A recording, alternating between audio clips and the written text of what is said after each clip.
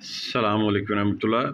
Doctor Ejaz Peerzada BSc honour UCL London 35 साल से इस शोबे से मुंसलिक हैं। हमारे एक व्यूवर ने चैनल के ऊपर रिक्वेस्ट किया है कि यूरिक एसिड के बारे में कुछ रहनुमाई की जाए। तो इसके लिए मेरे तजर्बे में जो चीज़ें हैं वो 3 मेडिसिन हैं। तो पहले मैं थोड़ा 3 मेडिसिन का तारफ़ करवाऊँगा कि ये क्या चीज़ें हैं, किस तरह काम करती हैं, कितनी खानी है, किस तरह लेनी है, टाइम क्या है, मिकदार क्या है, सारी तफसील दे के इंशाल्लाह फिर दूसरे हिस्से में इस वीडियो के होगा कि वो यूरिक एसिड वाला मरीज़ जो है ना वो खाएगा क्या, उसकी डाइट प्लान है कि उसने कितना खाना है, किस टाइम खाना है और क्या क्या परहेज़ करनी है, क्या चीज़ नहीं खानी है और क्या खानी है। ये सारी इंशाल्लाह इस वीडियो के अंदर आपको मैं इंशाल्लाह तारुफ़ करवाऊँगा।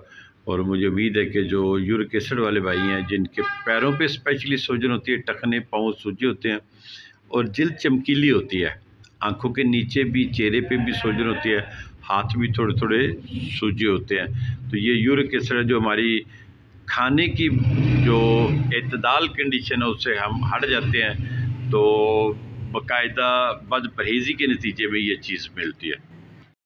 अच्छा जी, यूरिक एसिड के बारे में जिन 3 मेडिसिन का मैंने आपको तारुफ़ करवाया उनमें से पहली जो है ना वो लाइकोपोडियम है। तो इसका जो माइंड है ना, ज़हनी कंडीशन, पहले तो ये आप देख लें, ये आपकी लाइकोपोडियम है और ये 30 और 200 ताकत भी है। स्टार्ट में आप 30 करें, फिर जब बीमारी थोड़ा सा कम हो जाए तो फिर 200 पे आ जाए, तो इसको मुकम्मल फिनिश करने के लिए फिर हाइपरटेंसी भी ली जा सकती है, लेकिन उसके लिए थोड़ा सा पहले मशवरा कर लीजिएगा। ज़हनी तौर पे वो अकेला रहने से डरता है, छोटी छोटी बातों से चिढ़ता है और बहुत सेंसिटिव होता है, कोई नया काम हाथ लगाना पसंद नहीं करता है। सर जो है ना वो उसका ऊपर टॉप से थोड़ा सा दुखता रहता है, उसको दबाने से उसको आराम मिलता है। हाफ़ज़ा कमज़ोर हो जाता है, लिखाई में वो स्पेल गलत करता रहता है, इनके लिखने में हिज्जे या इंग्लिश के स्पेल वो गलत लिखता है, तो सर कुलाता रहेगा वैसे ही बगैर किसी वजह से। तो इस तरह की जो है ना सिर दर्द जो उसको होता है वो जैसे धड़कन, दिल की धड़कन जो है ना वो सर पे महसूस होती है, सर के अंदर, और खांसी करेगा तो वो भी इसी तरह होता है। आँखों के ऊपर जो है ना वो सर दर्द भी होता है और कोल्ड फील करती है।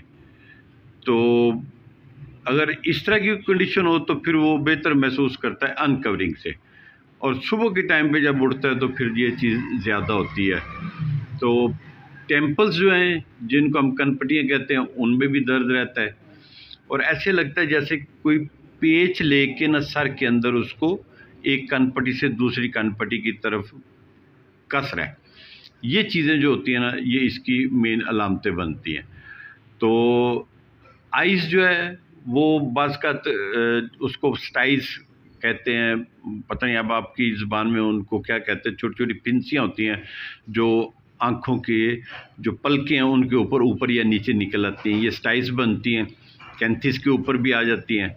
तो बाज़ का दिन को वो ज़्यादा धूप हो ना तो वो फिर आंखें सही तरह नहीं खोल सकता, उसको फिर चीज़ें नज़र नहीं आती।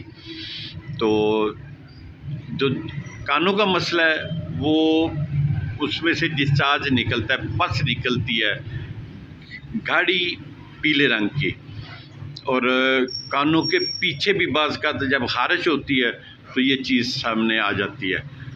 अब उसका जो नाक का प्रॉब्लम है, जो सूंघने की हिस्स होती है वो बड़ी तेज़ हो जाती है, और नाक के अंदर दोनों साइडों में नॉस्ट्रल जो हैं वो ड्राइनेस का शिकार रहती हैं, और बाज़ का थोड़ी जो चीज़ें हैं ना वो उससे इखराज होता रहता है। तो छिलन, जलन, क्रस्ट, बोगिस, जिसको आप पता नहीं आप क्या कहेंगे, अंदर जो गंद जमा हो जाता है वो चीज़ इसमें जमा हो जाती है, और बाज़ का ऐसा लगता है जैसे नाक बंद है और स्टॉप हो गया, रुक गया। तो कोराइज़ा जो है ना, गले के अंदर भी रेशा गिरना, ये चीज़ भी इसमें आती है, और ख़ासकर पेट के जो मामलात हैं उनके अंदर ये काफ़ी सारा हेल्पफुल होता है। तो स्टमक के जो मामलात हैं वो बाज़ का तो भूख बहुत ज़्यादा होती है और मीठी चीज़ें खाने का दिल करता है, तो जो भी खाना खाता है ना उसको वो खट्टा खट्टा लगता है, और फिर इरिटेशन बहुत होती है, डकार आते रहते हैं, और डाइजेशन सिस्टम जो है ना वो बिल्कुल वीक हो जाता है। तो ये चीज़ें जो है ना इसकी निशानियां बनती हैं। और यूरिक एसिड वालों के लिए ये इसलिए बेहतर है कि पहले तो यूरिनेटिंग होती रहती है, बार बार थोड़ा थोड़ा पेशाब आता है, और फ्लो जो है ना वो ज़रा स्लो होता है, स्टेन होती है, खिंचाव, रिटेंशन, रुकावट हो जाती है, और खून के अंदर, पेशाब के अंदर कभी कभी खून भी आता है, और ऐसे महसूस होता है कि रेड कलर की ना हल्की सी रेत आती है अंदर। ये चीज़ जब होती है तो ये यूरिक एसिड की भी निशानी होती है। अब आ जाइए दूसरी मेडिसिन जो है नेट्रम फॉस पे। वो ख्यालात में रहता है, इमेजिनरी चीज़ें, ख्याली चीज़ें बस देखता रहता है, और बाज़ का रात को उठ के चलता भी है, तो खौफ रहता है उसको, ऐसे लगता है जैसे कोई साथ वाले कमरे में चल रहा है, डल फीलिंग होती है सर में, और धड़कन जो है ना वो दिमाग के अंदर महसूस करता है। तो नोज़ जो है ना ऑफेंसिव ओडोर, यानी कि जो स्मेल होती है ना वो काफ़ी तेज़ इसको आती है, और बदबूदार निकलती है नाक से, नाक में खारिश भी होती है, और चेहरा जो है ना वो पीला, हल्का सा नीला इस तरह का होता है कि जैसे हल्की सी धूल पड़ी है। पेट जो है इसका वो ये भी खट्टे डकार आते रहते हैं, बाज़ का तो वॉमिटिंग भी हो जाती है, और कई दफ़ा डायरिया लग जाता है, पतले खाने आते हैं हल्के से ग्रीन कलर के, और जो फूड है ना वो बाज़ का तो उल्टी भी कर देता है इस तरीके के साथ। तो मैदे की जो कंडीशन है वो इस तरह की नेट्रम फॉस में होती है, और ये उन लोगों के लिए चीज़ बनती है जो बहुत ज़्यादा खाना खाने के आदी होते हैं। ये नेट्रम फॉस है मेडिसिन, ये भी 30 और 200 की आप ये ले सकते हैं। अब आ जाइए हमारी तीसरी जो मेडिसिन है अर्टिका अर्न्स है, ये वाली। ये जब पैरों पे सूजन आ जाती है, चमकीली हो जाती है जिल्द, उसके लिए, और इसके इस्तेमाल से पेशाब थोड़ा सा ज़्यादा आना शुरू हो जाता है।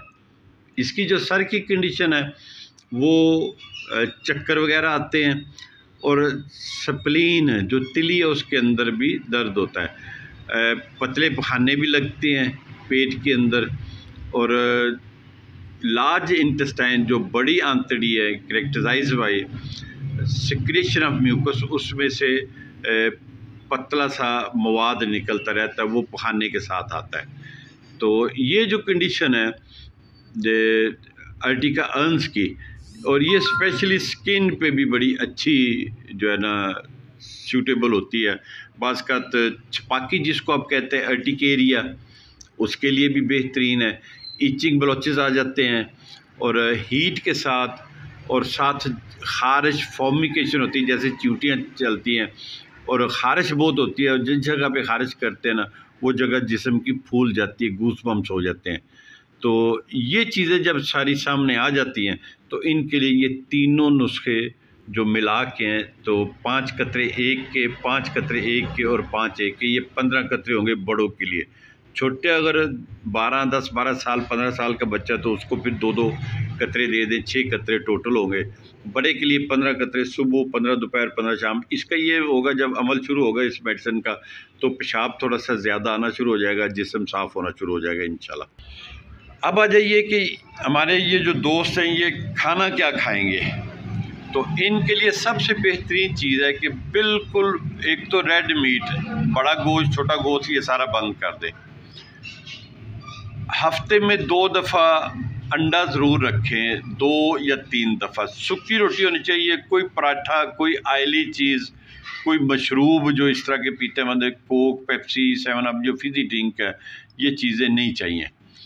सुबह 3 या 4 चम्मच दही के हो जाएं, या 6 चम्मच दही के हो जाएं, उसके साथ सूखी रोटी खाएं, फुल्का जो है।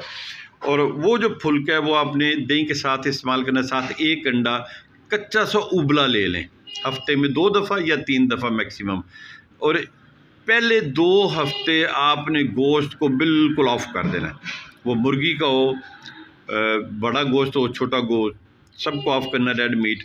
और 2 हफ्ते बाद जब कंडीशन इंशाल्लाह आपकी बेहतर होनी शुरू हो जाए तो फिर आप वापस मुर्गी से स्टार्ट ले सकते हैं या मछली से।